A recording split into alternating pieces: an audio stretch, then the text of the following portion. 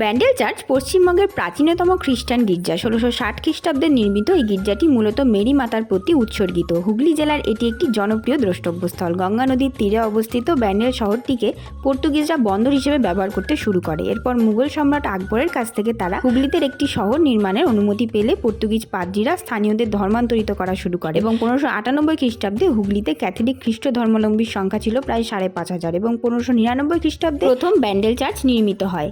এরপর বহিরাগত আক্রমণে পুরনো গির্জাটি ধ্বংস হয়ে যাওয়ার পর 1660 খ্রিস্টাব্দে গোমেজ দে সোতো এই নতুন গির্জাটি নির্মাণ করেন। গির্জার পূর্বদ্বারে এখনও পুরনো গির্জার ভিত্তিপ্রস্তরটি দেখা যায়। গির্জার সম্মুখে একটি জাহাজের মাস্তুল রয়েছে। বঙ্গোপসাগরে একটি পর্তুগিজ জাহাজ প্রবল ঝড়ের মুখে পড়লে মেরিমাতা জাহাজটিকে রক্ষা করেন। এরপর কৃতজ্ঞতা স্বরূপ জাহাজের ক্যাপ্টেন জাহাজের মাস্তুলটি গির্জায় দান করেন। আমি রিসেন্টলি ব্যান্ডেল ঘুরতে গিয়েছিলাম, আরও কয়েকটা জায়গায় গিয়েছিলাম, তার মধ্যে ব্যান্ডেল চার্চ ছিল প্রথম। সকাল 8টা থেকে বিকেল 5টা পর্যন্ত চার্চ খোলা থাকে, তোমরাও চাইলে ঘুরে আসতে পারো।